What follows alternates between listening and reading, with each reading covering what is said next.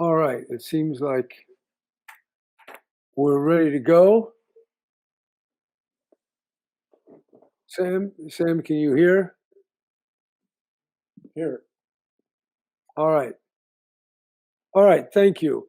My internet connection here is a little bit deficient, but I hope Sam, you can hear me, and the people listening in can hear as well. I'm here in a small. Actually, it's not even a village. I'm about 15 miles from the nearest town, and we're off the grid. And luckily, the sun is up, and my batteries are being charged. But internet connection is a little bit weak. Anyway, I'm very happy to be part of this dialogue, and I would just introduce uh, my thoughts here with recalling my father, when he was governor, welcomed Nikita Khrushchev to California in the late 50s. And at that time, my father and I talked about it and how important it was for the Soviet Union and the United States to find ways to reduce tension. Now, here we are 60 years later, and we're still talking about the same problems. So, without losing any hope, we are standing on the shoulders of many people before, and this dialogue is a part of that long process of finding ways to reduce tension and reduce the threat of the use of nuclear weapons and other kinds of conflicts between the United States and now Russia. So, Sam, what I'd like to start this off, if you could just put this in context for people. Where do we stand now, Russia and the United States, just in our overall relationship, as you see it? Well, Governor, as you well know, and you have had a big role in the Bulletin of Atomic Scientists and still do. And of course, you have moved the minute hand closer to midnight. And I think without getting into the question of how many ticks we have left, I think is clearly we're in a period of danger because we're not having strategic dialogue with the Russians. The arms control regimes that we have had, like the Conventional Forces Agreement, that one is gone. The Open Skies Agreement, which was first proposed by President Eisenhower, that one has now been terminated by the Trump administration. The INF, Intermediate Nuclear Forces, which relates to missiles in Europe, on the ground in Europe in close proximity to both Russia as well as our European allies and NATO.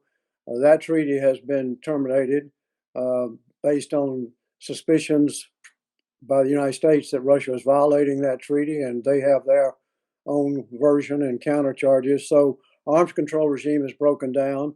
And then we have new technologies that made the whole nuclear equation more dangerous because they are compressing decision time. It's all important that leaders have time to make a decision if they are told by a general that their warning systems are showing that they're under attack and they've got just a few minutes to make a decision. And that stretching that decision time is very important, but we're moving in the opposite direction there. So I would say we are in a period of serious differences with Russians, and it's pouring right over into the nuclear dangers and increasing nuclear risk. But it was recently, but a few years back, Des Brown, who was Minister of Defense in Great Britain, and Wolfgang Ischinger, who was German ambassador to the United States, heads up the Munich Security Conference. Igor Ivanov, who you know, governor, is on the NTI board, but he was the former foreign minister of Russia, and myself, we co-chaired a panel, and we had military experts from Europe and Russia and the United States, including about 10 or 12 retired four-star generals and admirals from all of those countries. And we wrote an introduction to that report. We called it Building Mutual Security. And here's what we said. We said, quoting, "The blunt truth is that security policies in the Euro-Atlantic region remain largely in Cold War autopilot.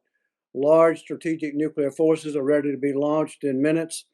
Thousands of tactical short-range nuclear weapons remain in Europe. a decades-old missile defense debate remains stuck in neutral, and with new security challenges like prompt strike forces, cybersecurity, and space are not being addressed. Now, we said that in 2013, and so that was 7 years ago. As a matter of fact, my understanding is that Igor Ivanov, the former Russian foreign minister, he briefed President Putin on this report.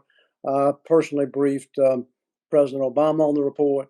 Both of them were interested, but nothing happened. And then, of course, Crimea came along, and we had tremendous differences over Ukraine as well as the Middle East. And so I would have to say, Governor, that we've gone backward in the last 7 years. All of the problems we identified then are still present.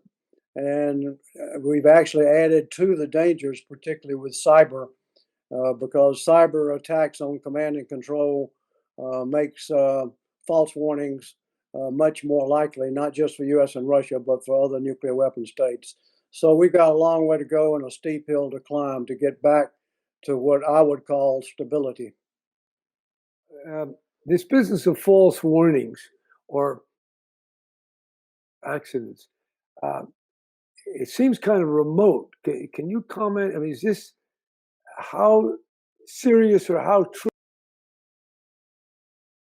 of a false warning, or by whatever source? Is it? Can we say that's 1 in a million?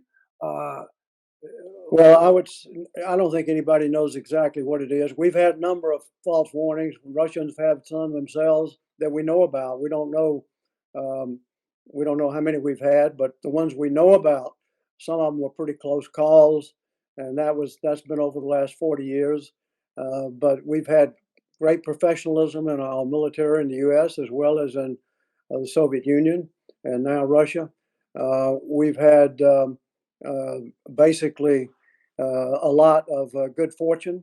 But anyone who believes that this good fortune is going to continue forever in the situation we're in without a lot of steps being taken to mitigate the risk, I think is very naive. And so we've got to take steps. Right now, I think for a long time we worried about, in the Soviet Union days, we worried in the West about a conventional invasion of Europe that could escalate into nuclear use by one or the other side. And we also worried about a preemptive nuclear attack by the Soviet Union. And they worried, I'm sure, about one by us. Today, I worry, those aren't off the table. I'm not insinuating they're off the table. There's still worries, but I worry much more about blunder because I think cyber and the possibility of interference, not just by nation states, by others in command and control and warning systems, tinkering with those systems um, could cause an accidental warning. So, without any quantitative analysis, this is my own judgment, very subjective judgment, but I think the nuclear risks have gone up appreciably in the cyber age, and I think now we have more chance of a war by blunder than we do by premeditated nuclear attack. We also have more danger of a nuclear use by catastrophic terrorism than we do by a nation state, as I view it, because a nation state has a return address, a terrorist group that managed somehow to get nuclear materials, and that's something we must prevent. If they got nuclear materials, the know-how to make a bomb is much more readily available than it was 20, 30, 40 years ago. So you got know-how and you got nuclear materials spread around the globe. We're working hard to try to get that under control, but that's enormously important, is controlling and securing nuclear material wherever it is to prevent any kind of catastrophic terrorism. So those are the dangers that we have to work on together. The United States and Russia have a lot of mutual interest, starting with nuclear weapons, also including radiological weapons, where we have radiological material spread around the globe. U.S. and Russia have a real interest, mutual interest in working together on that. There are things that we have to work together on, even when we have serious disagreements, whether it's Ukraine or whether it's the Middle East. I call it the existential box, and we all have to understand that that box has to get a lot of attention, even when we have differences, even fundamental differences in other areas. I give it my own terminology, and I call it planetary realism. And I use the word realism because that's associated with hard-boiled um, international relations, where you look at the world as it is, not the way you want it to be. But I throw on the word planetary because it encompasses, the risk encompasses everybody. And as you use the word existential box, well, certainly when it comes to the threat of a nuclear blunder, we're all in that box. And so, whatever the national interest is, and there are many in both Russia and the US, there is a global or planetary interest that we share. And that interest is vulnerability to the threats that you've outlined. And you could throw in virus, pandemic, and you might also throw in climate, just as three elements of what I would say is a global fact, reality that should incline us to see these big issues uh, more, or certainly not at the. We should see them, even though we have these other things that get people very excited, whether it's election interference or Ukraine or Syria or different things on our side, and then Russia has its list. But my question would be, given the risk that you just outlined, which is not a fantasy. It's not some political ideology or positioning. It's a statement of scientific reality. Why do you think there seems to be so little mention in the campaign? I think there was barely if there was ever a word about nuclear blunder. I don't know that word was even used in the entire presidential campaign, but it's certainly rare in Congress. In fact, you and I were there once, and we met some people, and there was, in some quarters, not much attention span for nuclear matters. So I'd like to throw over to you the question: what's keeping what you just said is virtually a functional secret on Capitol Hill? Can you explain why that is, or what are the factors that lead people into what seems like complacency? Well, I'm sure there are a lot of reasons, there are a lot of complexities here, but I believe in the age of information, we basically are having a hard time distinguishing the vital from the vivid. I've always thought that we should have a small list of vital interests, and those are interests that basically relate to the protection of your own country, and in the case of nuclear weapons, relate to the question of survival of God's universe. So that has to be, in my view, the top of the vital list. Then you've got, as you observed, you've got climate change. That's a much slower process, but it is also vital in dealing with it. And I think you have to add to that the biological risk. We've seen that firsthand now. But in terms of, for instance, the COVID-19 outbreak that's giving us so much heartache around the world and in the United States, we basically heard from epidemiologists over the last 15 years that it wasn't a question of if, but it was a question of when we were going to have this kind of outbreak. But our public health system has deteriorated substantially in the last 20 years, the public health system in the United States and globally. Our organization, Jerry, we're very proud to have you on our board, the NTI board. We also are not just involved in nuclear, we're involved in biological. And we issued a report last November about the fact the world was not prepared to deal with this type of pandemic. This was several months before we knew anything about the COVID outbreak. But it didn't get a lot of attention, and neither have the warnings that have come from people like Bill Gates. Bill Gates has been talking about this for the last 5 years. But it seems that we have to have a disaster before we realize that it can happen. And I'm afraid that's the case with nuclear. There are a lot of good people working on it, though. Certainly the people in military circles, both in the United States and Russia and other nuclear weapon states, they're conscious of these dangers. But I think we really need a whole lot more consciousness on the part of the American public, and that has to come through Congress. I think there ought to be a lot more hearings on this subject, and I would hope the same thing would happen in Russia. And for that matter, you've got grave dangers between India and Pakistan. Here are two countries that have several hundred nuclear weapons between them. They've had several wars. There's a huge amount of animosity, a lot of terrorism, certainly religious differences. Very little warning time because they're so close together.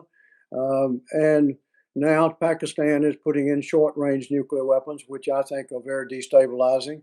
And so, I worry about that.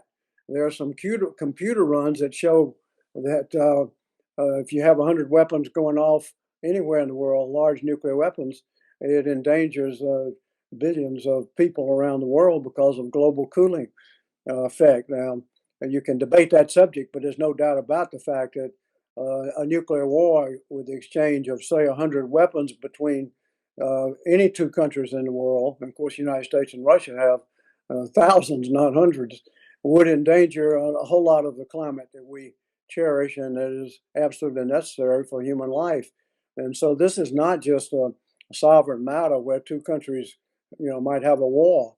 Always regrettable, but this is a matter that affects all of mankind, and it cannot be solved by one country, no matter how powerful that country is. It's going to take cooperation, and what I say is over and over that we're in a race, both in the nuclear arena as well as the biological arena. We're in a race between cooperation and catastrophe, and right now, cooperation is not running very rapidly, and so I'm delighted you're having this Fort Ross dialogue. I had hoped to hear the earlier panel with Rose Gottemiller, and I believe you had Mr. Ryabkov, two experts, one from the U.S., one from Russia, and I'm sure they had some interesting suggestions. But I think the focus you're putting on these issues, Governor, is to be applauded.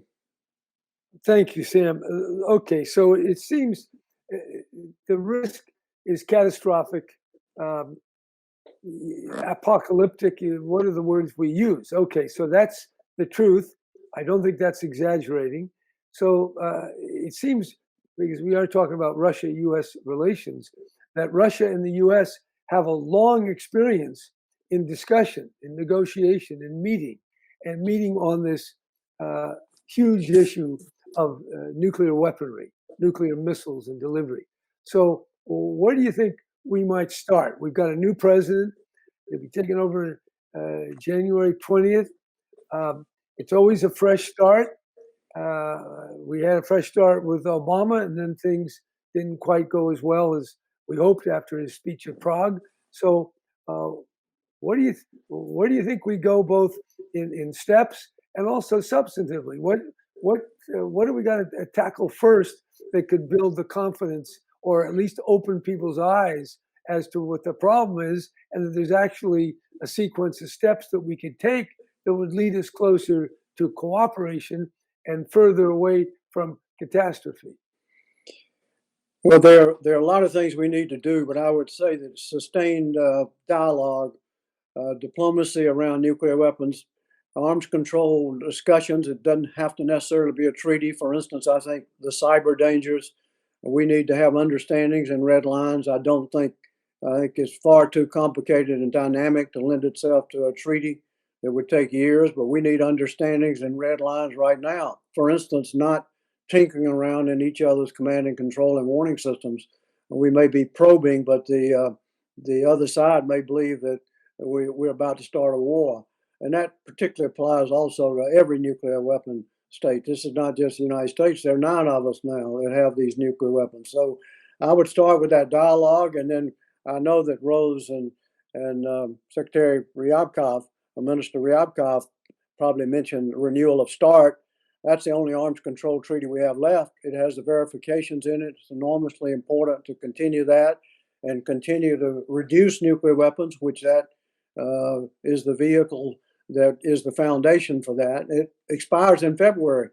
President Trump has not seen fit to renew that treaty, and I would hope he would do it because it would make the whole subject of arms control more or less partisan.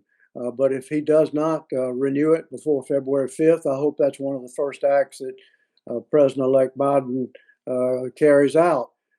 Then I have my own sense of priorities, and if I were advising President Biden, What I would advocate is a fail-safe review, looking at all of our warning systems, command and control systems, all the nuclear systems, including the submarines, including the bombers, including the land-based missiles.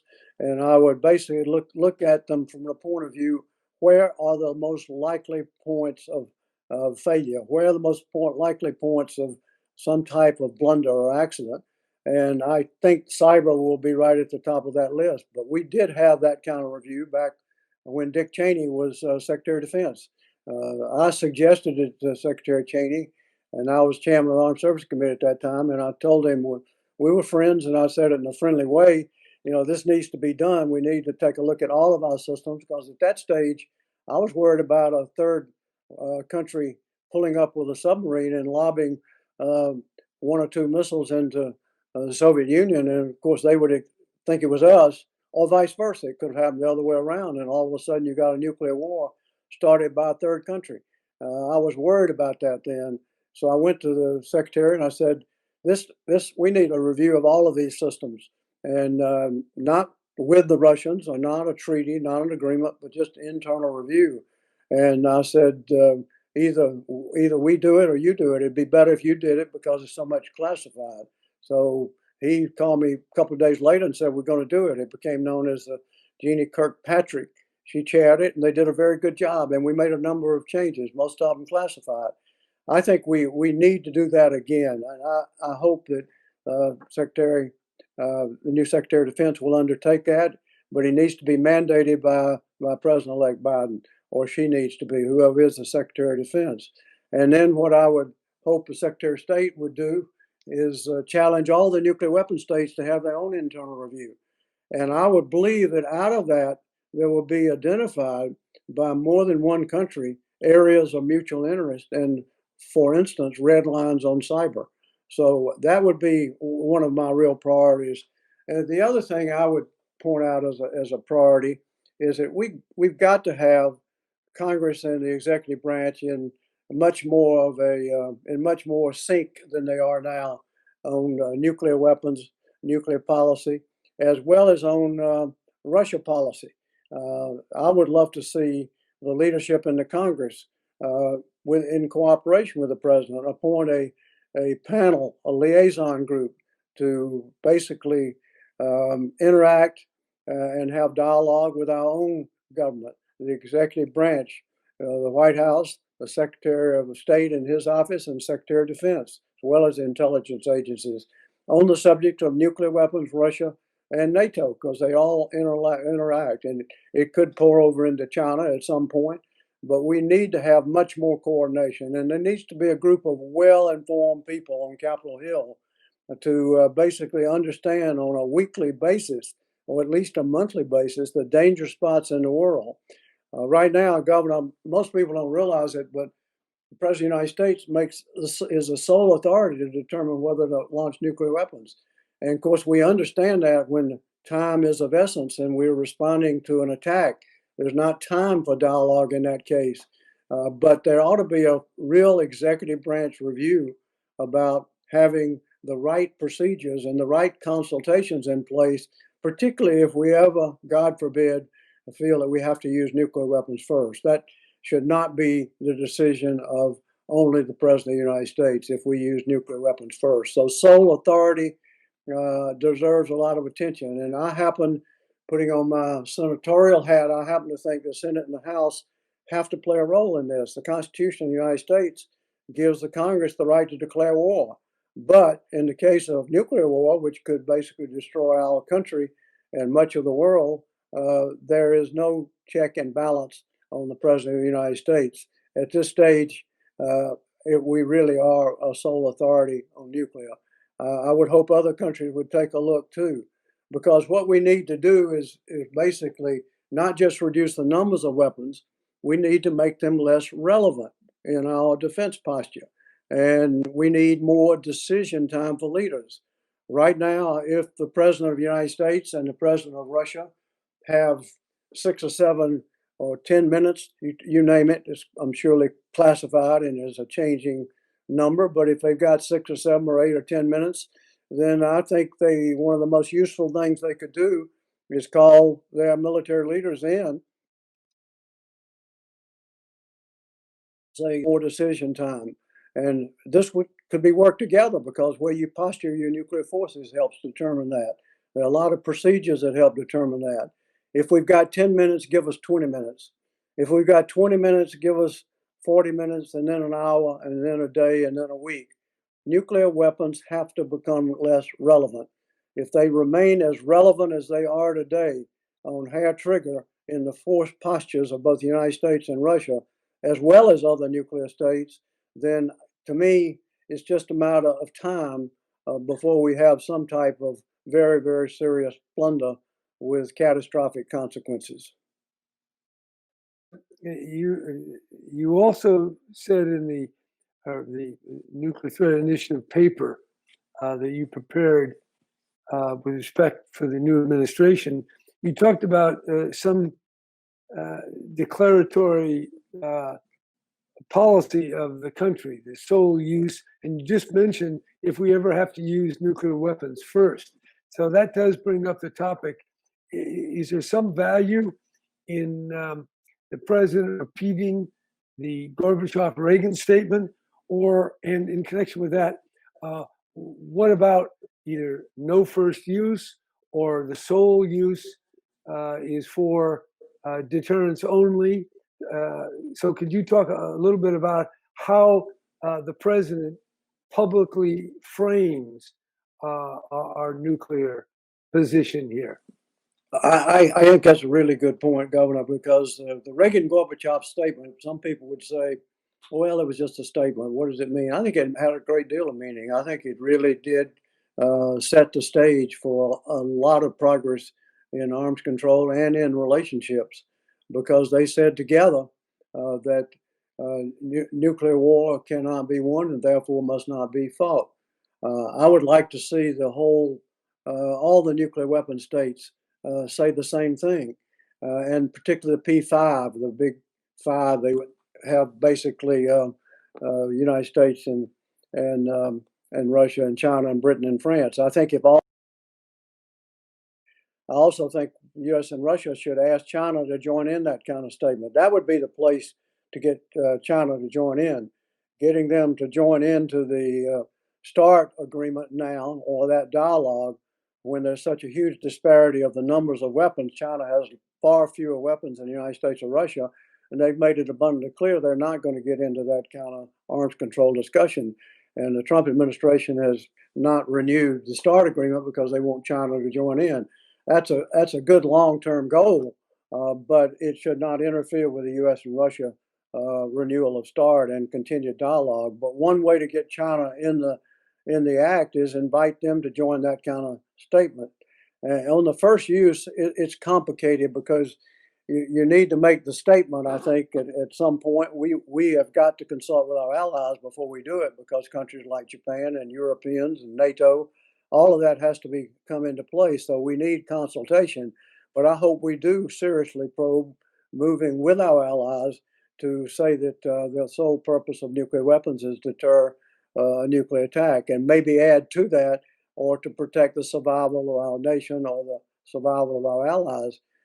That would basically, I think, move the ball forward, and then we could challenge the Russians to do the same thing and the Chinese to do the same thing. But right now, that's not happening. But yes, China needs to be part of this equation over a period of time. One of the key steps here that have been taken but not completed, at least in the United States, and that is the nuclear comprehensive test ban. And in reference to that, I recently went back and read President Kennedy's speech at the American University, where he called for a ban in atmospheric testing. And the language, the point I want to make, his language about Russia, rather than the Soviet Union, sharing with America the same fate for our children and grandchildren, was very eloquent.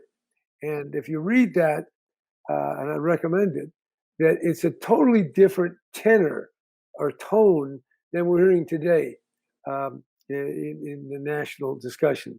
So I want to ask you. I know that the Senate seems very reluctant, or at least some senators, to get to 2/3. Where where is that? And can you thinking? I think it's mostly on the part of Republicans that they don't want to ratify the comprehensive test ban, and yet that test ban seems to be very important, not only in the Russia America, in the preservation and strengthening of the Non-Proliferation Treaty. Well, Can you that's give me exactly your thoughts on that? that. A lot of people may not understand that the boiling it down and perhaps oversimplifying it, the Non-Proliferation Treaty basically says that the nuclear powers, and we entered into it in 1968, every president of the United States, Democrat or Republican, has adhered to that treaty and basically pledged to support that treaty, or implicitly pledged. But that's a deal between the nuclear weapon states, and basically the nuclear weapon states agreed step by step to get rid of nuclear weapons. That was way back in '68. And the countries that did not have nuclear weapons pledged, if they were parties to the treaty, not to develop nuclear weapons. Well, of course, the nuclear weapon states now have passed the ban. The non-nuclear weapon states have passed the ban treaty, where the nuclear weapon states have not entered into that and basically have dissented from it. And we have a real strain now. And the question is, if the non-proliferation treaty breaks down, do you have 10 times, or not 10 times, but 3 or 4 or 5 more nuclear weapon states? That's the danger of proliferation. That's the reason we're concerned about North Korea. We're sort of concerned about Iran. It must be, properly so. But right now, if we don't make progress in the overall arms control, I think we're going to see less and less support for the Non-Proliferation Treaty. A part of what we have done is had a moratorium on testing, but there is a threshold test ban treaty that basically we have not ratified. We've entered into it, we're adhering to it, we're not testing, but we have not ratified it. The Senate, this was about 3 years after I left the Senate, but they basically took a vote and failed to ratify, and they have not, as far as I know, had a vote since then. There was, I think, some legitimate concern back then of whether we really could detect technically whether people were cheating on that and actually having very low level tests. And so the Comprehensive Test Ban Treaty basically depended on being able to verify. And we have made enormous progress since then. I think our friend Bill Perry, who was Secretary of Defense, and others who have looked into this from a technical point of view would tell you that the ability to detect a violation back when the Senate voted. So there's every reason to have the Senate reconsider that. But right now, I would say you just simply don't have the votes. It would take a lot of work by a president of the United States to get that to happen. And every president has to determine what the priorities are, and whether this is a big priority of the Biden administration remains to be seen. Because from everything, the idea of making blunder or war less likely is not a gift to the president or to a political party. It's really an imperative for America and for all humanity. That being said, what do you think is holding back the reluctant senators? Why would a president have to put all his chips on this issue? And why aren't the senators as worried for their own self and their own kids and grandkids? What's going on in the minds of key senators that is holding this back? Because from the facts, if you've stated them, and I believe you have stated them accurately, anybody would want to say, let's put this treaty into effect because we don't want to be testing and going for. That's part of the NPT. It's part of nuclear security stabilization. So what do you think is it? Is it the arms control? I mean, is it the arms industry? Is it some kind of ideology? Where does this resistance reside, do you think, in the Senate? In what kind of thinking? What assumptions need to be entertained to block one from seeing the value of the comprehensive test ban ratification? Well, unfortunately, we're in an era where if a president of one party proposes something, an awful lot of people in the other party immediately have the presumption that they're going to be against it without hearing the evidence. And that's one of the values of committee hearings. I think we need more hearings where you have a panel of experts and they don't have to all agree. It'd be better if they don't. And they're up 3 or 4 of them at one time. You have both parties, Republicans and Democrats, sitting around the table, 15 to 20 people on the committee, and you listen to the experts. And we need to listen to the experts on the Comprehensive Test Ban Treaty. That's one example. But also, you need this liaison group on arms control. We had an arms control observer group, and that's really what I'm proposing in this liaison group. That basically, the old saying, you need to be in on the takeoff, you're going to be in on the landing. They need to follow the negotiations. And Secretary of State George Shultz, for instance, I probably visited with him 6, 7, 8 times in his office during the whole discussion on the INF treaty after the Reykjavik summit. The INF, again, is the Intermediate Nuclear Forces, the one that has just been terminated by President Trump. But George Shultz and the negotiators shared with our liaison group, Ted Stevens and I co-chaired that, along with Bob Dole and Robert Byrd. So we had the leadership involved. We had committee chairs involved. We went over to Vienna and we talked in Geneva. We went to the arms control negotiations. We talked to the Russians, Soviets. We talked to the U.S. We talked to the Secretary of State. So by the time the treaty came up, we were educated on the subject, and it was not anything like a partisanship we have now. Governor, when you back up, and a lot of people have had this experience, look at the American jury system. You put usually 12 people in a box. They come from different economic spheres. They come from different religions. They come from many different races, so forth. They hear the evidence in matters of life and death, including criminal cases, including very important civil cases. They don't start off understanding it together. They end up, in criminal cases, usually having to have a unanimous verdict. Now, how do you get 12 people to have a unanimous verdict on a criminal case or a civil case, basically, without exposing them to the people who understand, who have the facts, who are the experts, who are the scientists, and so forth? You couldn't. You have to have people listen to the facts together. And we seem to have gotten away from facts and ground truth. Pat Moynihan, the senator of New York, said, he's been quoted many times, but he said everybody's entitled to their own opinion, but not their own facts. But right now in America, we're all grabbing our own facts, and that's particularly true with people in the Congress. You get a set of facts, you have the conclusion to begin with, and then you hunt the facts to justify the conclusion.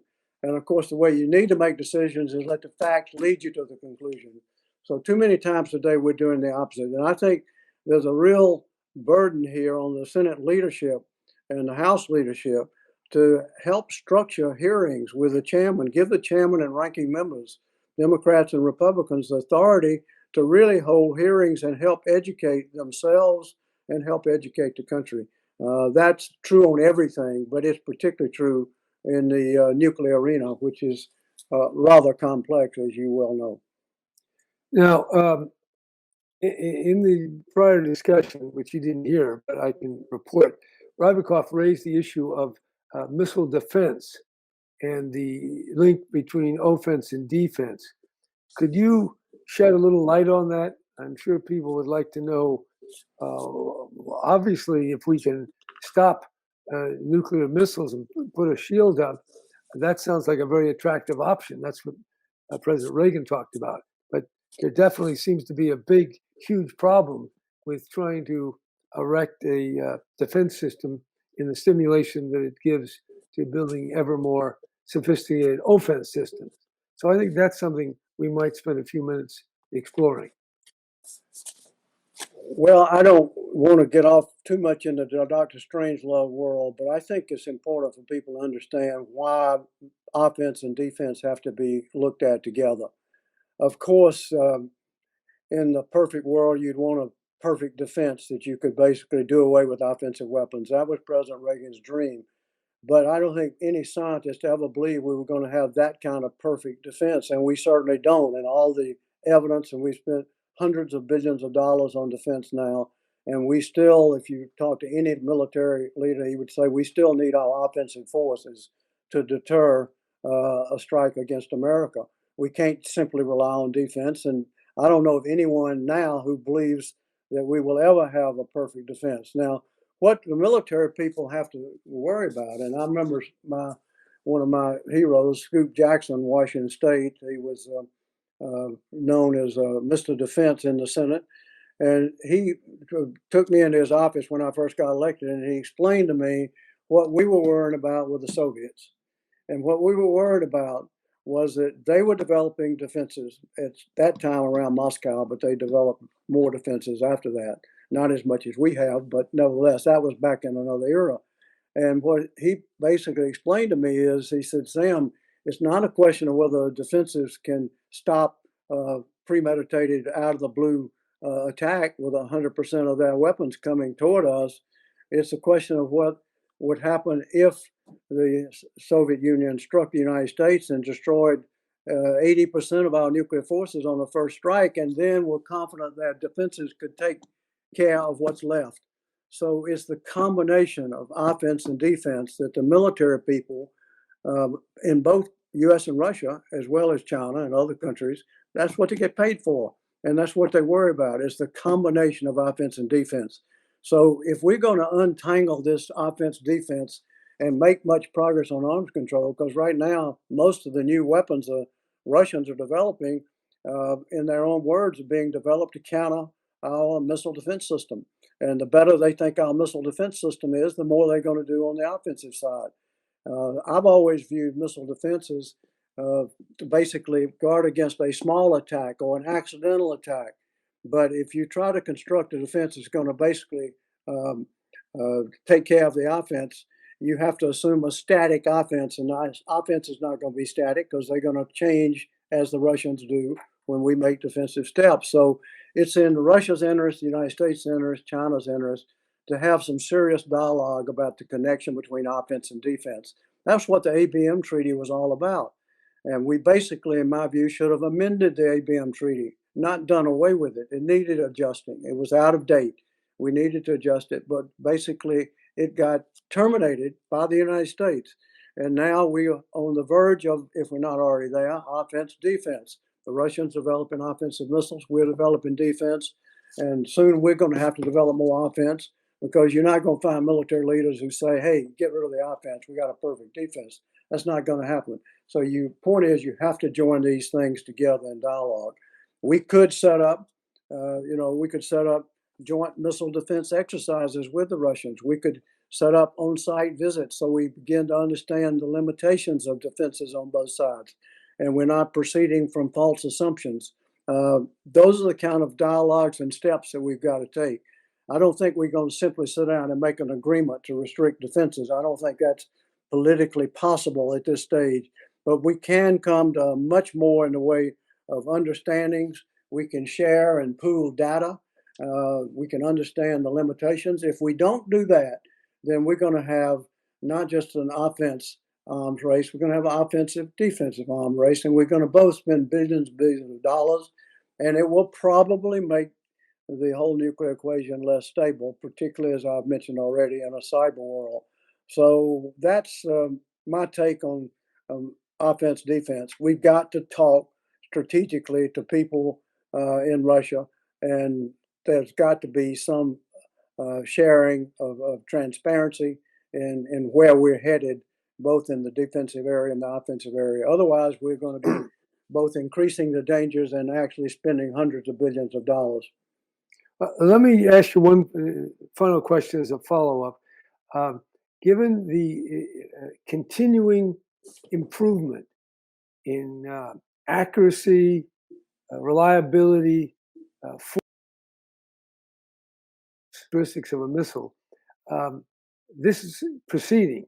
The technology is not standing static.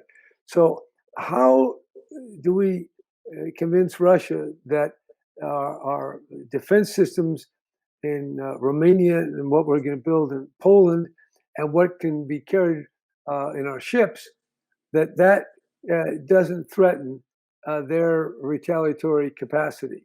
That seems to be the big sticking point.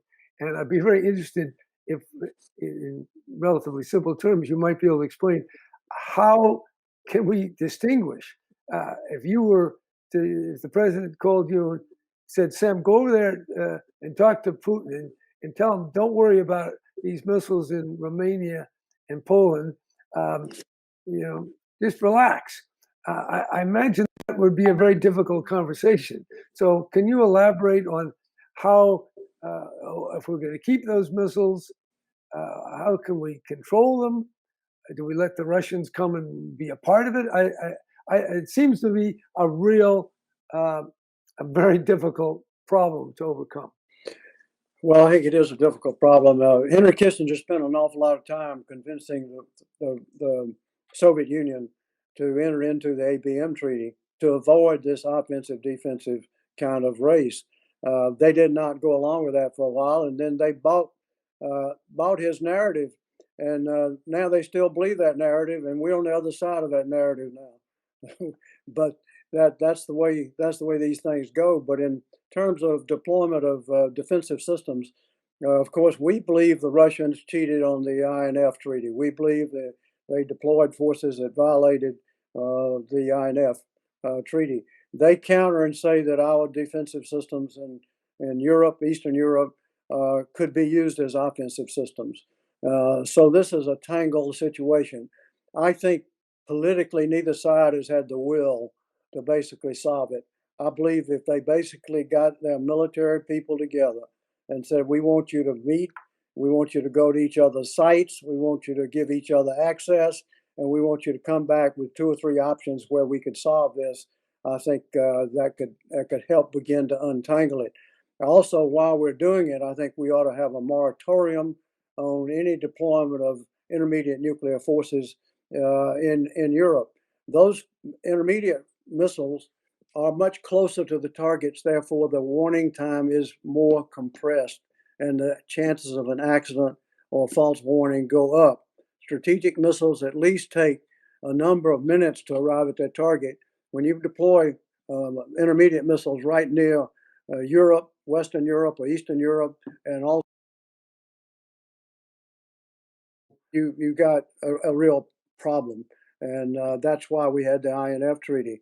So, back in the days where we negotiated the ABM treaty, we negotiated the INF treaty, we had much more dialogue starting in this country between the Congress and the executive branch, but also much more strategic dialogue.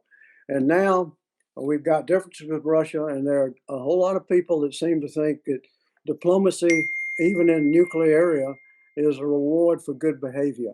And diplomacy is not a reward for good behavior, particularly when it comes to nuclear weapons. Diplomacy and strategic nuclear dialogue is an imperative for the survival of our nation and the survival of Russia, for that matter, as well as the survival of the world. So it starts with that premise.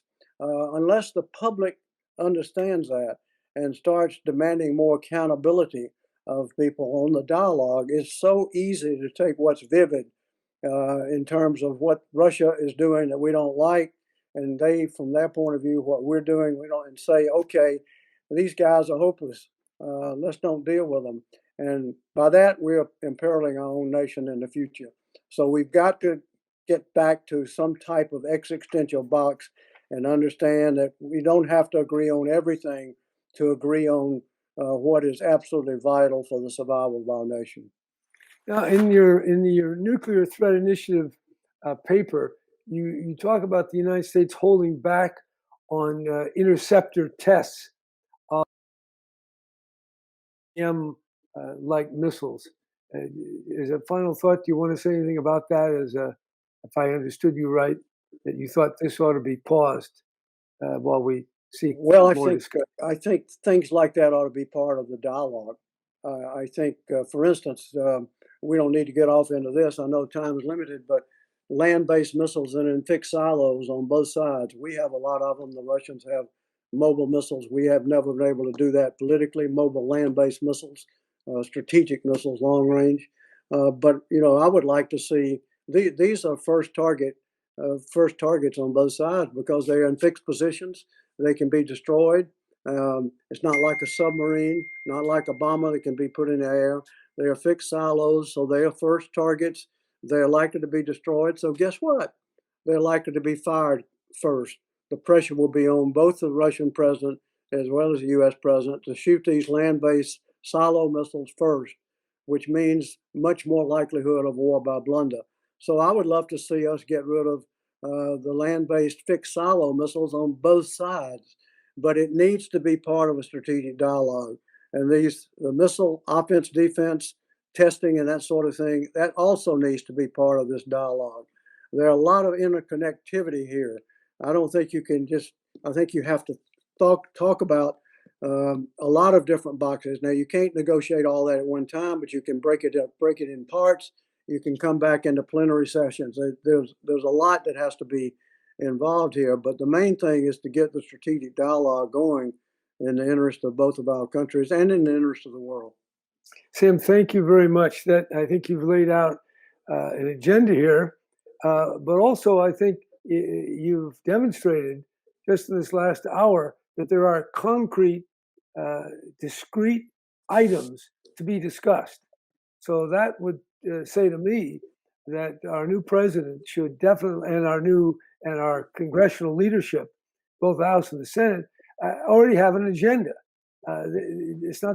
It's complicated, but what is totally simple and clear is that there are a handful of items that they can start right away to discuss, and then maybe fix on a couple of things that could represent a turning from ratcheting up a Cold War to moving backward to those periods in Russia-US relations where confidence was actually building, and one might even say some kind of a trust was being forged.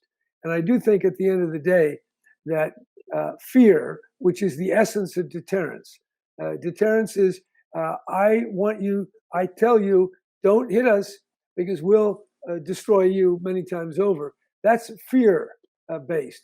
And I think along with that deterrence, and hopefully someday replacing it, has to be some kind of trust built on, well, as Reagan said, trust but verify. If our verification, as Rose Gottmuller said earlier, is getting better and better by national technical means, it seems that there's a lot of steps that we could take without saying we're going to solve the whole thing.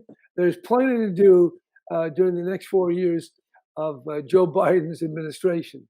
So I hope somebody from the administration is listening, taking notes, because they certainly have a menu to follow in the next couple of months and years. So Sam, thank you very much. This has been a wonderful discussion from my perspective.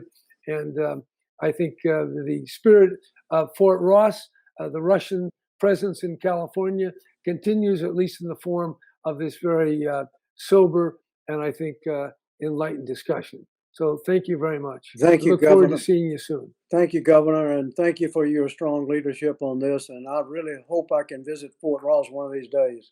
Maybe we can go together. Yep. Thank you. Okay. Well, as soon as we get that vaccine and the virus goes away. Okay. Thank you very much. That'll be it. We're signing off. This concludes our first day of Fort Ross Dialogue. Please tune in tomorrow for more fruitful discussions.